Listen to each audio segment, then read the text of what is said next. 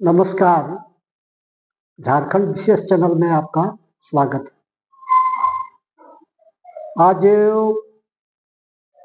First और second JPSC की परीक्षाओं का कंक्लूड करना या कहीं उसका उपसंहार बताना और इस अध्याय को बंद करना।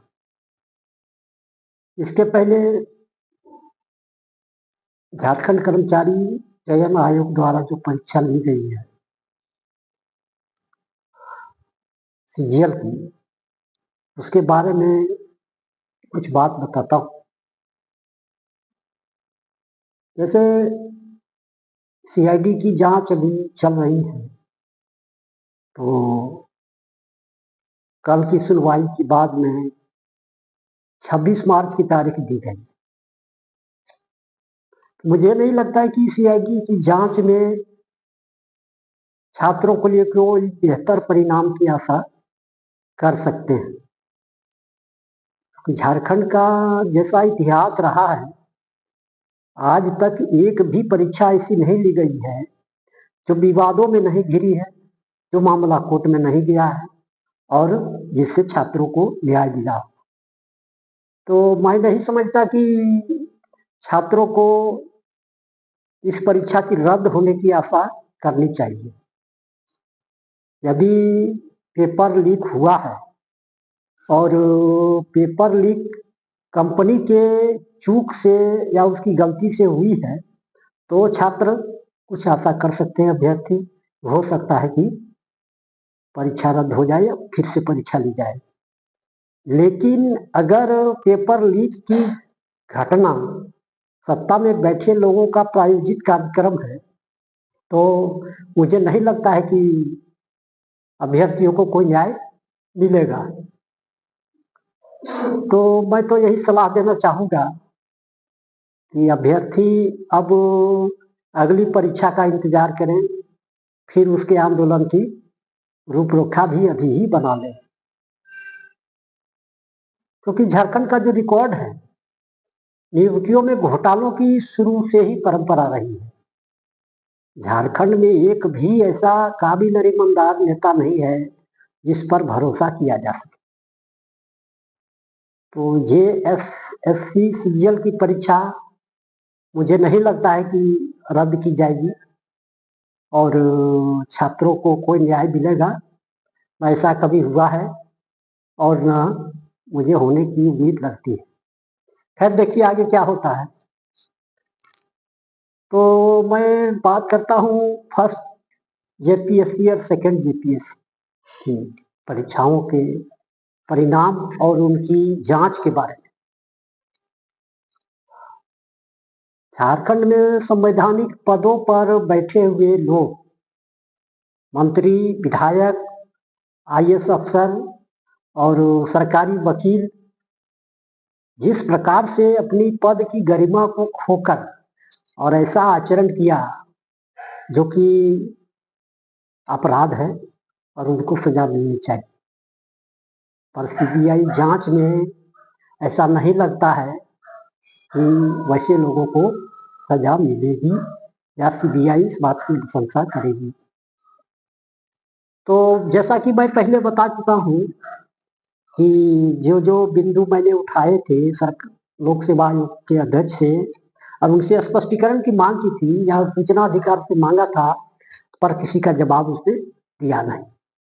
तो मैं बताना चाहता हूँ लोगों को जानकारी के लिए कि जो लिखित परीक्षा का रिजल्ट है 19 फरवरी 2006 को हिंदुस्तान अखबार के 17वें पेज पर आप देख सकते हैं। और इसका जो फाइनल रिजल्ट था फर्स्ट जेपीएससी का, वो हिंदुस्तान के 1 अप्रैल के 15वें पेज पर है। तो जैसा मैंने बताया था कि 34 अभ्यर्थी जो हम लोग थे, उसमें बैकवर्ड क्लास में साक्षात्कार में गए थे, उसमें से किसी एक का सिलेक्शन नहीं हुआ। इसका वेरिफिकेशन आप निकाल करके पेपर से कर सकते हैं। और मेरा रोल नंबर 80800356 था। तो मैं बताना चाहता हूँ कि एक उदाहरण के लिए कि किस प्रकार की अनियमितता की गई या कैसे धांधली की गई। वास्तविक लोगों को वंचित करने के लिए संवैधानिक पदों पर बैठे हुए लोगों का आचरण कैसा था, इस बात को आप देखिए कि जो फर्स्ट टॉपर जो है फर्स्ट जेपीएससी का, उसमें शालिनी विजय है।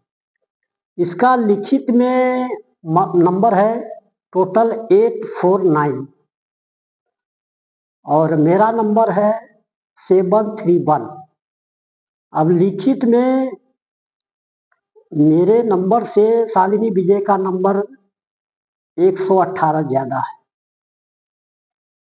तो जो लोग लोक सेवा आयोग की परीक्षा दिए हैं या मैनेजमेंट श्रेणी का परीक्षा दिए हैं, बैंक का परीक्षा दिए हैं, ये लोग समझ सकते हैं कि क्या ऐसा संभव है कि दो कैंडिडेट बैठे और उसमें 118 नंबर का अंतर हो।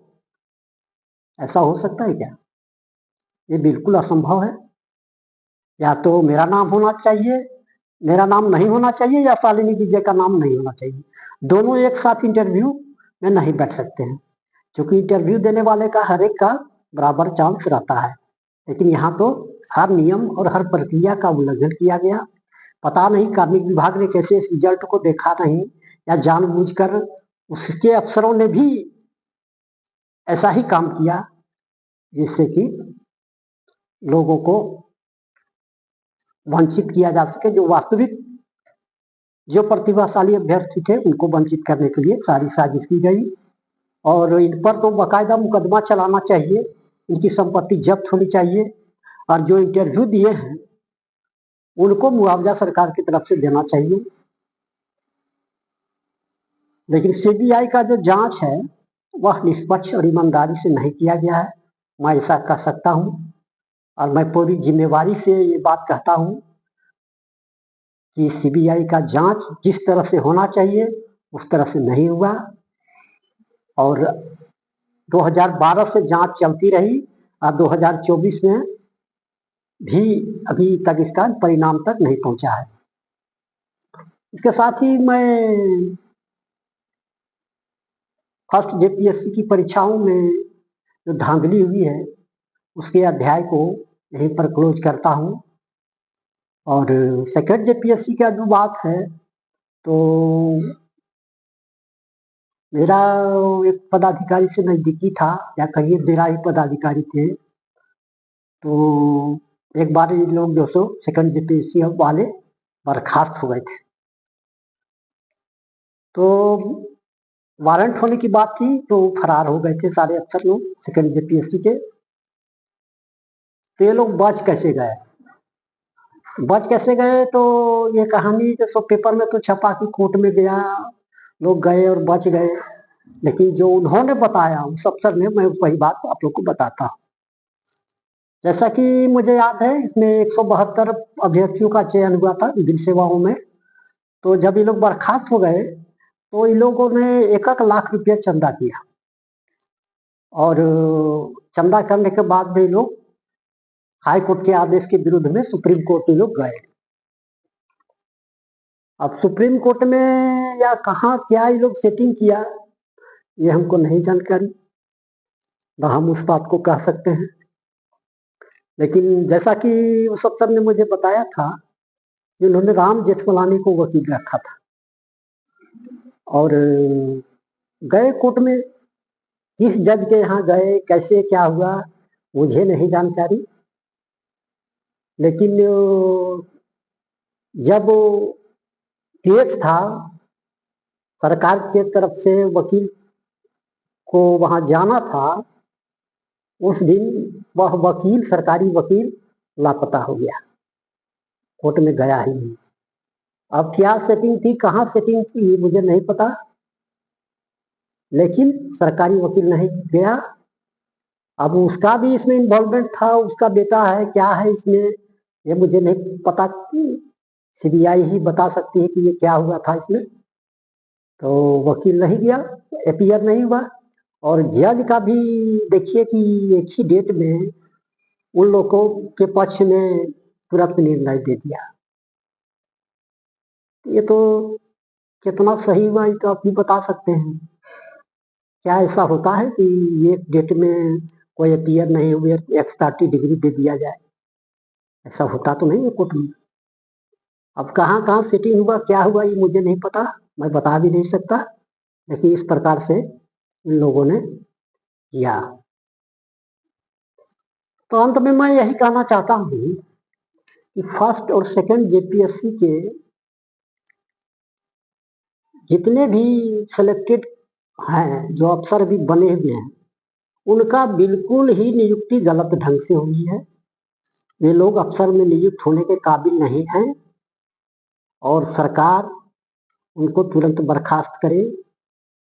सीबीआई को भी चाहिए कि निष्पक्ष और ईमानदारी का मिसाल पेश करते हुए सारे लोगों को बर्खास्तगी की अनुशंसा करे और जितने भी मंत्री, विधायक, आईएएस अफसर और वकील इस मामले में दोषी हैं, उन पर कार्रवाई, कठोर कार्रवाई होनी चाहिए, जिससे कि फिर से ऐसा काम वे लोग नहीं कर सके।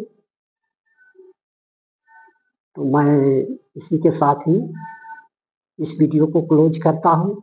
धन्यवाद।